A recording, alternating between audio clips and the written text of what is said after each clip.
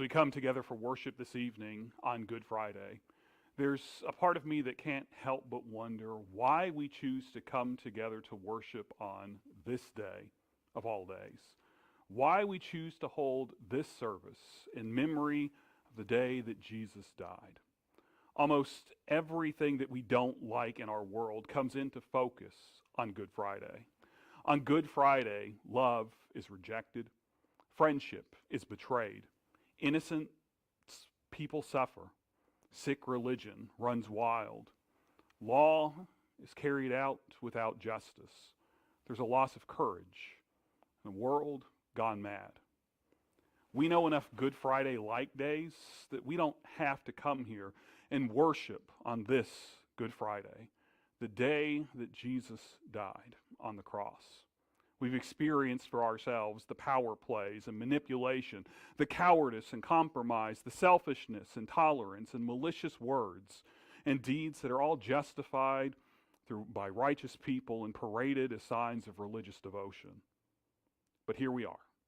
We have chose to come together to worship tonight because we realize the worth of a love so strong that not even the threat of death can cause a denial of it, and not even death itself can kill it. With gratitude to God for extending such love to us all, and for inviting us to live in that love, by that love, and with that love, let us now worship God on this Good Friday. And we'll begin by worshiping responsively. You'll see the words on the screen as we read together. I will read the leader part, and you can respond by reading the people part. Let's worship responsively. In the stillness of the night, O God, we come to you. Be ever near us through this night. Teach us your way, O God.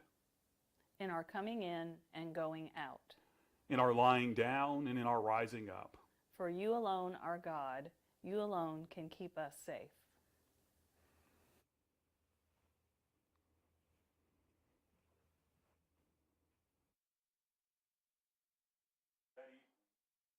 Place at the table with the 12. As they were eating, he said, I assure you that one of you will betray me.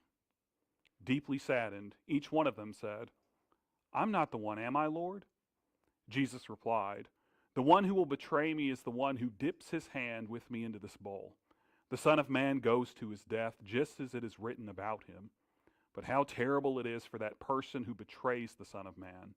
It would have been better for him if he had never been born. Now Judas, who would betray him, replied, It's not me, is it, Rabbi? Jesus answered, You said it.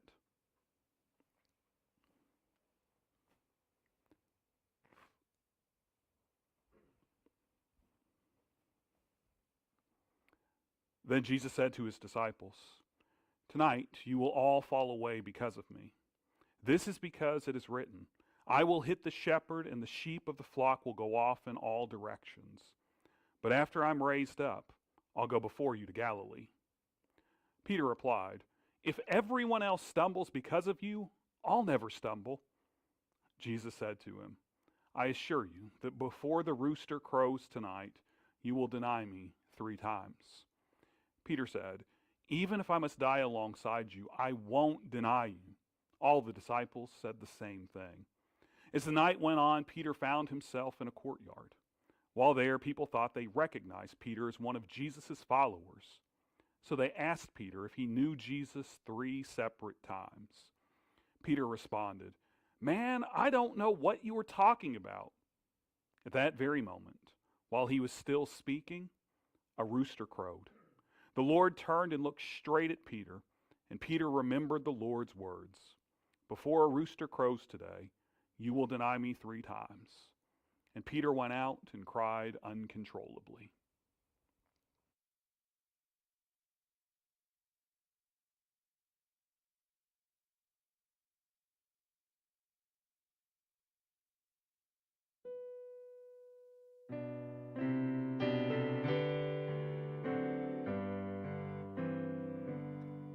Alas, and did my Savior bleed, and did my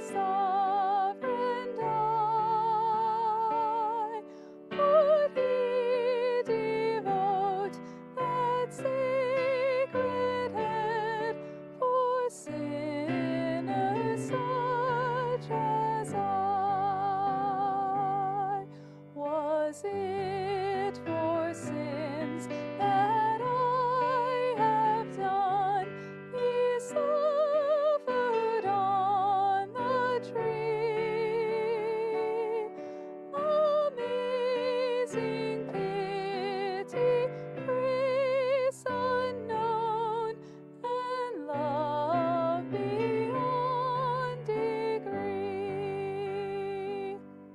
Well might the sun in darkness hide, and shut his glories in, when Christ the great Redeemer died for man, the creature's sin. Thus might I hide my blushing face, while his dear cross appears,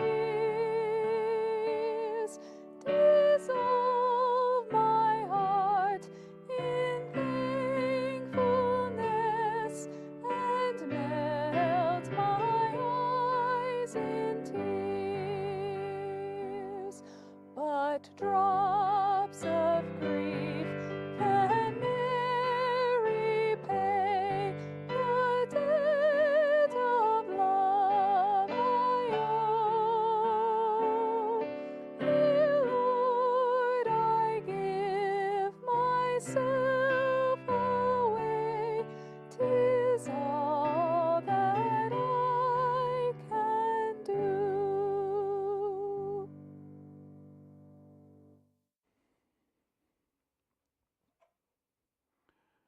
Then Jesus went with his disciples to a place called Gethsemane. He said to the disciples, "Stay here while I go and pray over there." When he took Peter and Zebedee's 2 sons, he began to feel sad and anxious. Then he said to them, "I'm very sad. It's as if I'm dying. Stay here and keep alert with me." Then he went a short distance farther and fell on his face and prayed, "My Father, if it's possible, take this cup of suffering away from me.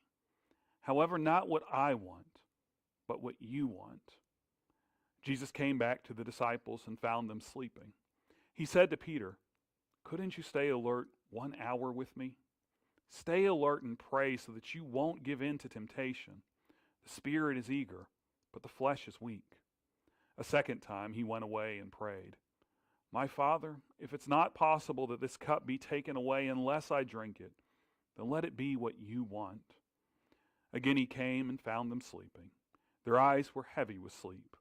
But he left them and again went and prayed the same words for the 3rd time. Then he came to the disciples and said to them, "Will you sleep and rest all night? Look, the time has come for the Son of Man to be betrayed into the hands of sinners. Get up, let's go. Look, here comes my betrayer."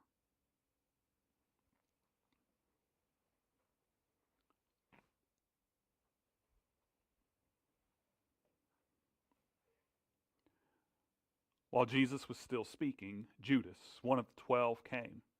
With him a large crowd carrying swords and clubs. They had been sent by the chief priests and elders of the people. His betrayer had given them a sign: "Arrest the man I kiss." Just then he came to Jesus and said, "Hello, Rabbi." Then he kissed him. Jesus said to him, "Friend, do what you came to do." Then they came and grabbed Jesus and arrested him. Jesus was led away and taken before the Jewish Sanhedrin, the Roman governor Pilate, and the ruler over Galilee, Herod Antipas. All of them made the same accusation, that Jesus is claimed to be king of the Jews.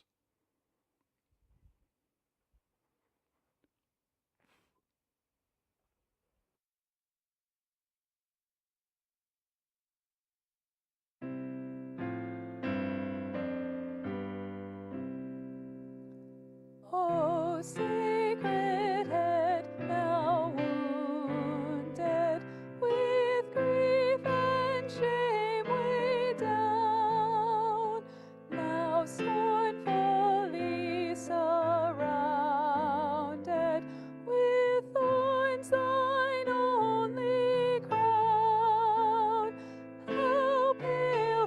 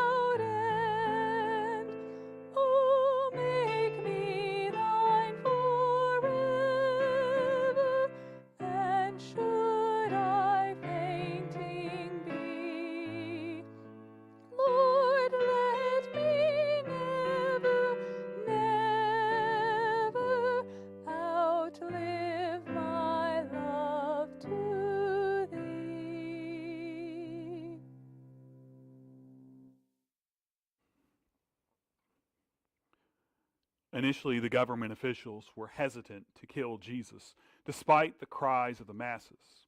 Realizing that the crowds would not allow him to simply set Jesus free, Pilate attempted to appease them by having Jesus tortured. Then Pilate had Jesus taken and whipped. The soldiers twisted together a crown of thorns and put it on his head and dressed him in a purple robe.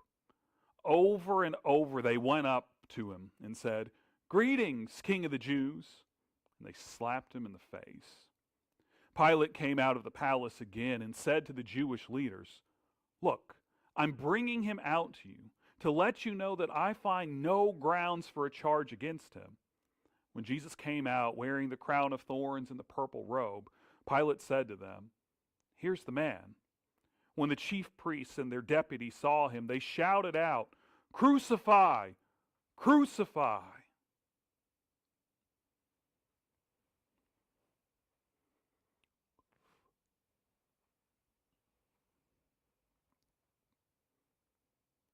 Simon, a man from Cyrene, Alexander and Rufus' father, was coming in from the countryside. They forced him to carry Jesus' cross. They brought Jesus to the place called Golgotha, which means the place of the skull. They tried to give him wine mixed with myrrh, but he didn't take it. They crucified him. They divided up his clothes, drawing lots for them to determine who would take what.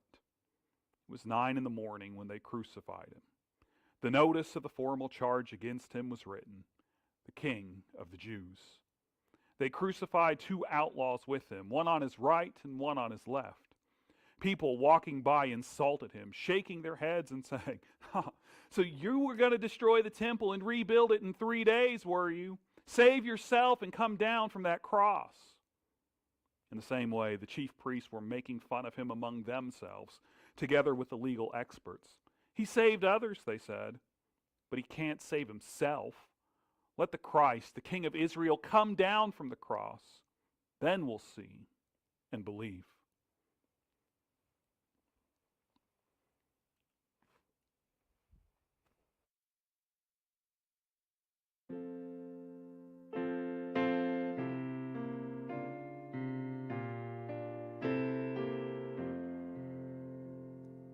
When I survey the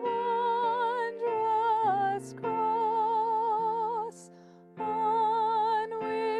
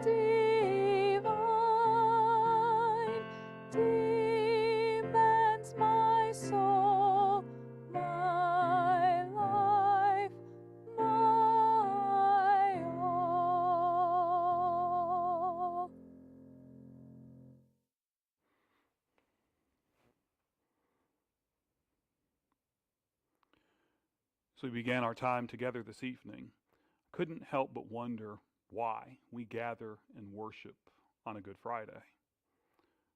Tonight, we've been reminded. We've journeyed together through the shadows of the cross, reliving the moments that Jesus experienced in the final day of his life. Together we've traveled through the shadow of betrayal, the shadow of denial, the shadow of isolation, the shadow of accusation, the shadow of suffering, the shadow of the crucifixion. There's still one more shadow for us to travel through now, the shadow of Jesus' death. From noon until 3 in the afternoon, the whole earth was dark. At 3 o'clock, Jesus cried out with a loud shout, "Eloi, Eloi, lama sabachthani," which means, my God, why have you forsaken me?" After hearing him, some standing there said, "Look, he's calling for Elijah." Someone ran, filled a sponge with sour wine, and put it on a pole. He offered it to Jesus to drink, saying, "Let's see if Elijah will come to take him down." But Jesus let out a loud cry and died.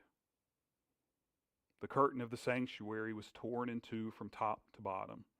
When the centurion who stood facing Jesus saw how he died, he said, "Surely this was the Son of God."